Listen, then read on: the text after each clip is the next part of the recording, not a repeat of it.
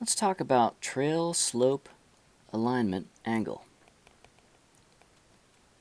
This is a crucial skill for forest recreation management and making sure that the trails that you're in charge of are sustainable and that they're going to have the least impact on the wildlife species, your soil resources, the vegetation species obligated to try and survive around your trail network, and so forth. Trail slope alignment is a very simple thing in its most basic concept.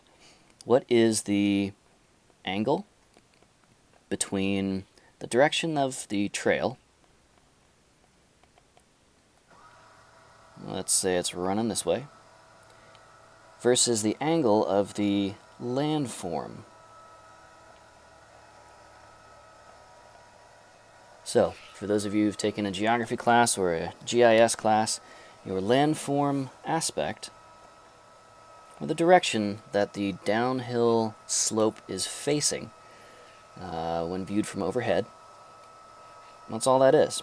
What's the angle between these two? If we can get our trail slope alignment angle within a certain range, we can be very confident, almost regardless of other things, that our trail is going to be highly sustainable, inexpensive to manage, durable, and therefore safer for our visitors, and much, much lighter on its impacts downslope with respect to wildlife. So, let's talk about how to figure out trail slope alignment.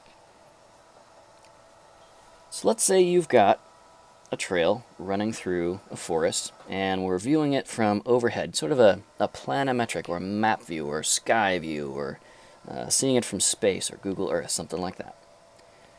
Our trail is going to wind around and so forth, and it's going to be present on a landscape which is also itself winding around. So let's turn our very simple trail map here into a very simple topographic map. Let's say we've got a local peak at 1,000 meters elevation. Our trail at the nearest point to this peak is at 500 meters elevation. And then, knowing the scale of the map, we can get the slope between them. Now, slope has a lot to do with trail erosion. Cliffs have pretty high erosion potential. Yeah, lots of potential energy we can convert to kinetic energy and weather coarse fragments of rock out. That's rough on a trail, and rough for everything trying to live downslope, as it gets partially buried or silted out, or if the water erodes along the trail, then the downslope sections below that start to dry out because they're getting choked off from their water supply and so forth. Alright. As you know, a topographic map uses isoelevational lines called topo lines to depict spots on the surface that are at the same elevation. So if our peak is at 1,000 meters elevation, and our topographic interval, or elevation change between lines, is 100 meters, then our first loop around the peak would be 900 meters elevation. Now this, strictly speaking, doesn't have anything directly to do with trail slope alignment angle, but it does help us understand kind of the shape of the landscape on which our imaginary little trail exists. The next one down would be, of course, 800 meters, and so forth and so on, until we get down to the elevation where our trail intersects the nearest line, at 500 meters in that case. Alright, so let's wrestle a little bit now with landform aspect.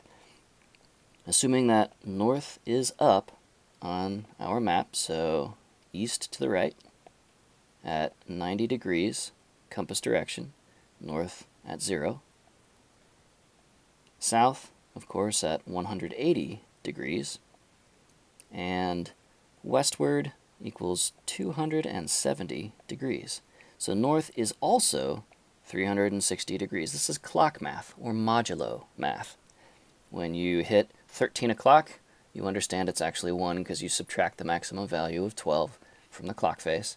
In the same way that facing 361 degrees with your compass heading or bearing, depending on whether you're moving or stationary, 361 degrees is the same thing as 1 degree off of north in the direction of east. We go clockwise. Okay, so wherever we're standing on this hill, and wherever our trail intersects this landscape, and it's going to intersect our landscape in a bunch of spots, imagine yourself on this hill. Maybe, let's say you are right here, this little red dot. If you dropped a bowling ball safely between your feet, which way would it roll downhill? Well, it would go kind of north-ish, but also a little bit east-ish, right? If we kind of imagine our peak where it is and draw a line from that through us, then downslope is going to be kind of a northeasterly direction, or somewhere between 0 degrees straight north and somewhere below 90 degrees straight east. Now, trail slope alignment is computed for a bunch of different spots along a trail. In truth, at every inch or centimeter or millimeter along the trail, there is a trail slope alignment angle, but that's not efficient for us to calculate in the field. We can get a pretty good handle of this in a basic level with GIS and using digital elevation models and 3D surfaces and stuff like that, but those don't really capture enough detail to help us plan a trail sustainably, so this is a field skill. Imagine a bunch of spots along this trail, marked here in green as dots, where we have folks computing trail slope alignment angle. And here, where we have 500 meter elevation and the trail pretty much crossing that ISO elevation line right there, our trail is running in that northeasterly direction. So if we draw a straight line aligned with the trail right through that point where we want to measure trail slope alignment angle, then we get something like, well, it wouldn't be exactly 0, it wouldn't be exactly 90. Looks like it's a little bit more eastward than northeast, so that would be, if northeast is at 45 degrees, then a little bit past that might be 67.5 degrees. So that's east by northeast.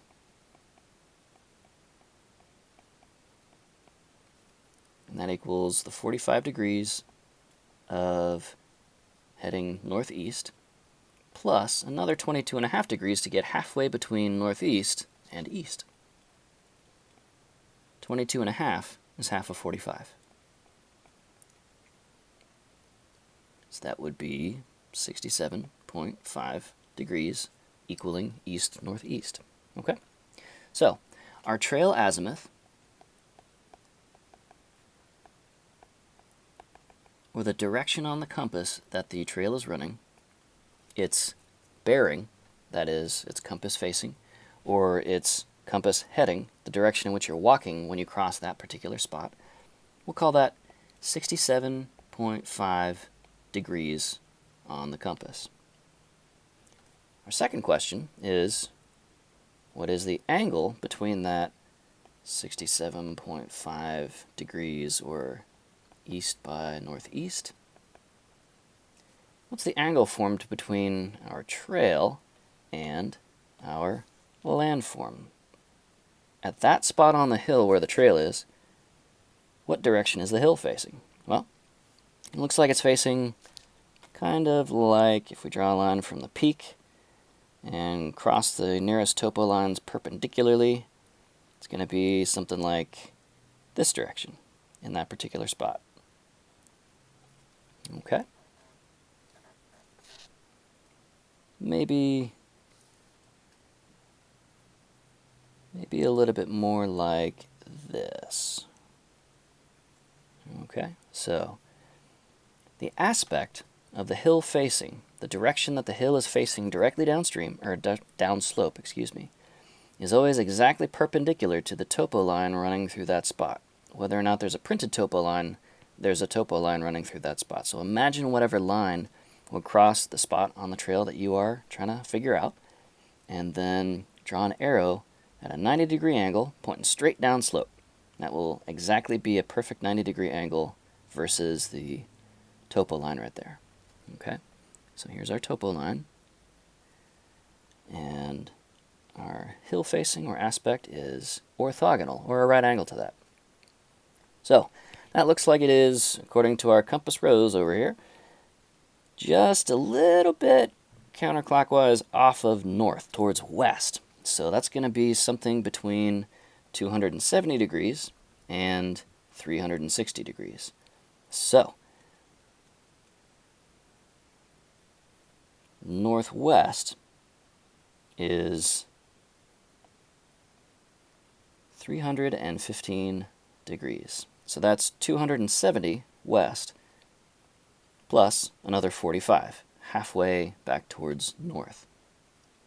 Looks like we're a little bit between north and northwest here, and really pretty close to due north, but not quite. So let's call this hill facing direction 350 degrees. So in this diagram here, it would be 350 degrees, although in our map version of it, 350 degrees points up this direction, not down like this. Don't let that throw you. Okay?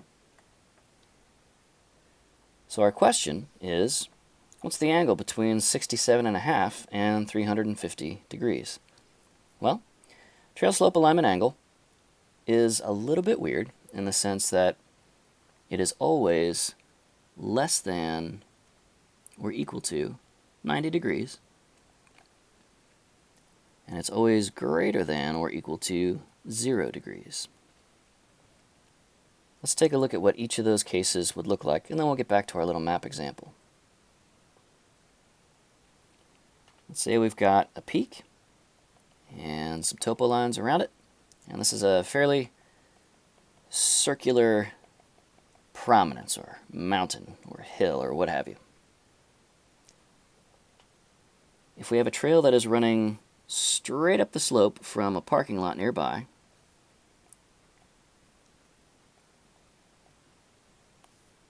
running straight up the slope, it's also running straight down the slope. That'll be important later. So, our landform aspect for this is going to be whatever direction the topo line at that point on the trail crosses. And remember, landform aspects are always exactly perpendicular, and this trail is running, they're exactly perpendicular with topo lines, and this trail is running straight up and down the slope, which also makes it perpendicular to those topo lines. So the angle between the landform direction and the direction the trail is running is 0.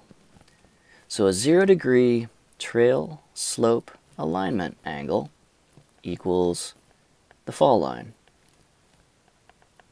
or straight down or straight up slope. That's bad. That's going to be a stream bed. It's called the fall line because that's how, precisely, waterfalls form. Streams always cross topo lines perpendicularly, just like our example trail here. Okay? At the far end, we might have a trail, let's say, that is running exactly along a topo line instead of trying to cross it perpendicularly. So this trail in this spot is running that direction, and it's also running the opposite direction, just in that one spot now. Elsewhere the trail curves, and so it's facing another direction. But in each particular spot, it's running exactly forward and back of one direction. Okay? So this would be the azimuth, and this is the back azimuth. This is the azimuth and the back azimuth. Or this is the azimuth and this is the back azimuth. we'll see that they're kind of, even though they're 180 degrees off of each other, they're basically exactly the same thing. It just depends on which direction you're traveling on that spot along the trail. Okay?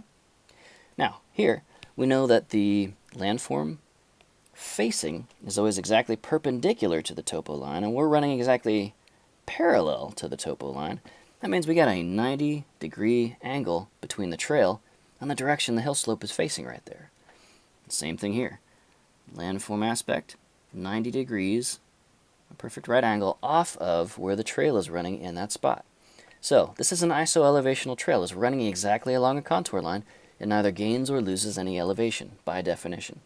In this case, that angle formed between the landform and the trail is 90 degrees. Perfect right angle.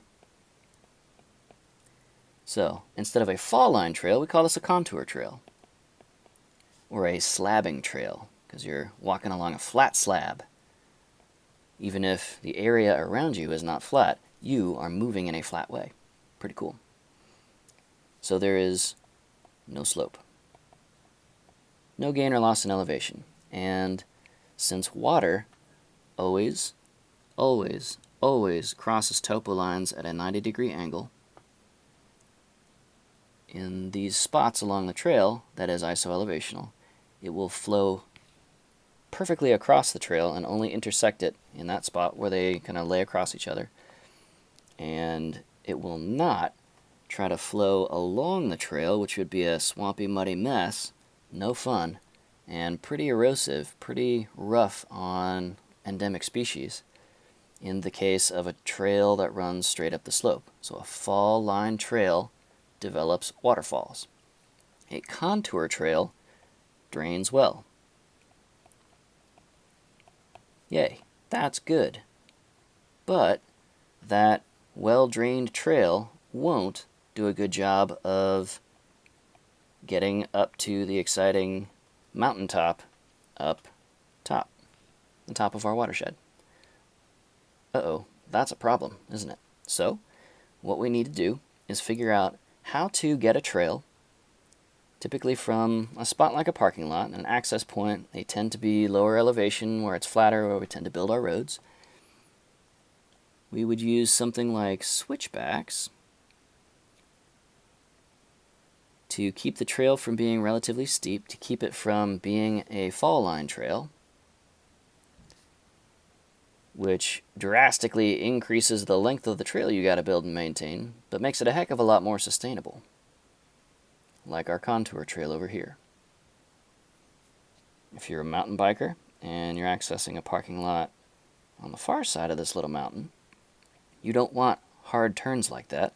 Maybe you want a series of climbing turns that look a little bit more like this, a little bit more swoopy. Horseback riders also need large radius turns, 200 feet in diameter, so they can see in front of them and behind them at all times. Switchbacks are kind of scary for horses. They are prey animals. So,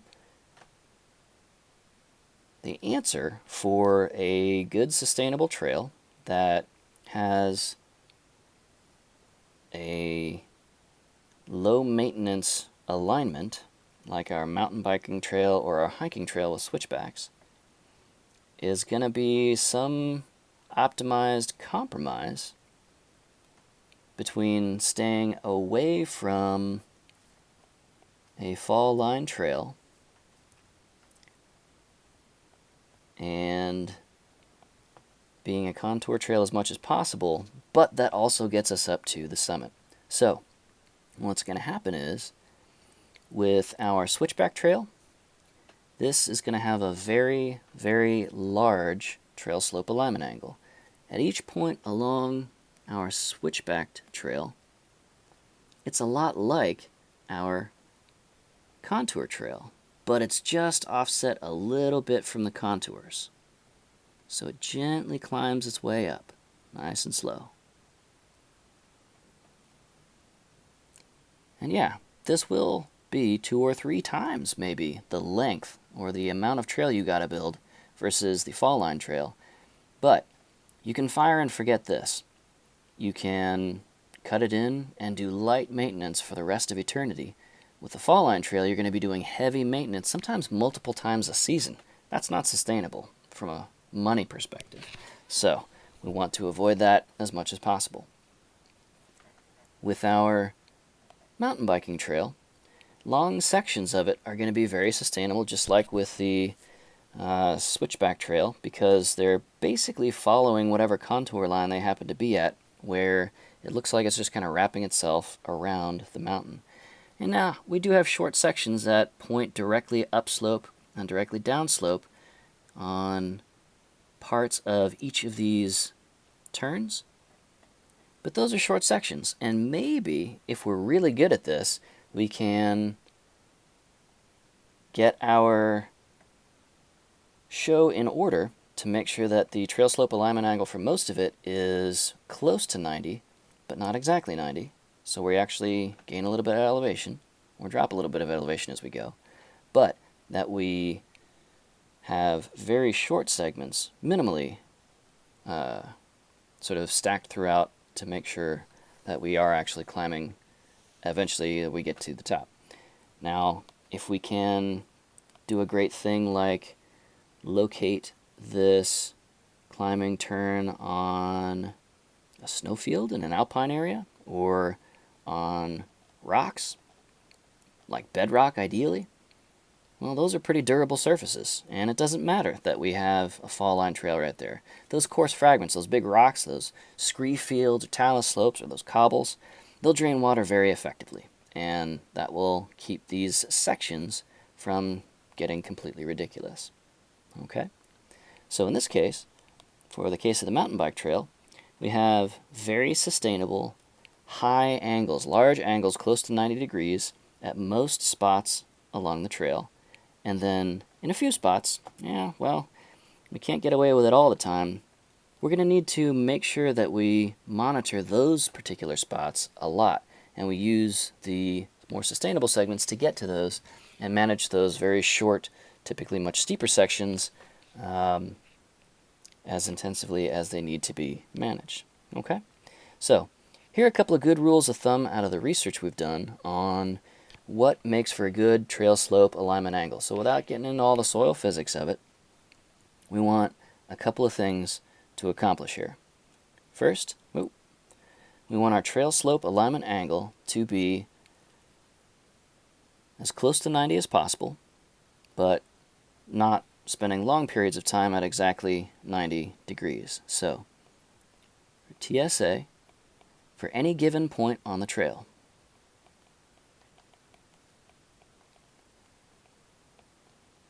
and a short trail segment, 10 meters, something like that, is kind of functionally equivalent on a map scale to a single point on the trail.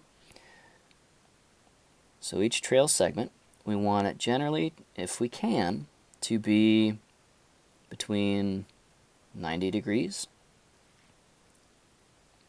that is contour, iso-elevational. Want it to be close to that, or we want it to be at least, well, ideally,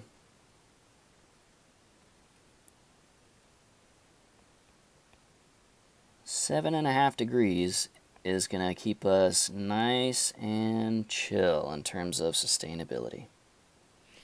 If we have it between 82.5 degrees angle between the direction the trail's going and the direction the landform is facing, then we're going to have, if it's between 82.5 and something like 75 degrees, so 15 degrees off of the contour line, then this is excellent up here.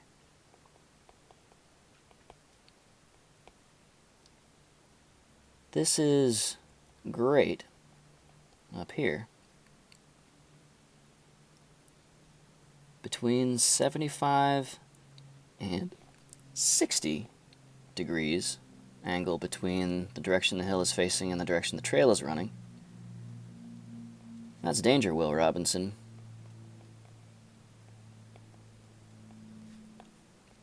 And it's expensive to manage. If our TSA is smaller than 60 degrees, and especially smaller than 45 degrees, like it's running closer to the fall line than it is to the contour, wow, huge problems.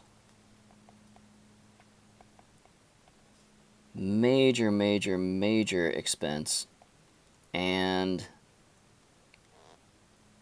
we see the risk go up.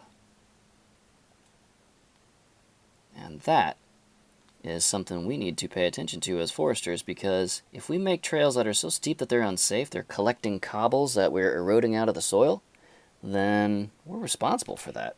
This is happening on our watch. This is our house. Okay? So for each of these trail segments, each of these points along a trail, you want to think about, either in a GIS map situation or out there on the trail, how's this trail running right here? Am I climbing straight up a slope? That's pretty efficient in terms of exertion, but this is a disaster for management. That's our fall line trail. Or am I circumnavigating a mountain without ever actually climbing the peak? That's super sustainable, but a lot of people typically want to visit a peak, and so circumnav trails might lead to some pretty unhappy visitors creating their own trail straight up, and now we've got an unmanaged trail doing the absolute worst case scenario. This is extra bad. Okay, so we want to factor in human motivations and needs as the sort of global super predator wildlife species, and understand that they want to have a sense that they are making good, strong advances towards their goal, the peak. A lot of folks are very much outcome oriented when it comes to forest rec and stuff like that, so we got to balance that physical sustainability of a contour trail versus the motivated, goal-seeking behavior of humans and the fall line trail approach that they'll tend to adopt. Shortest distance between 2 points, if you can think of it that way. Alright, so trail slope alignment on a hill viewed from the side. The hill slope is kind of facing towards us, coming out of the screen a little bit. And so if we have a fall line trail growing straight up, from the side it would look like this. If we have a switched back trail that starts at the same place and ends at the same place and runs through that same spot, it looks like that. And you can see there's a big angle between the fall line, the hill facing, and the direction of the trail, either direction. With the fall line trail, the angles are one and the same, okay, when viewed from overhead.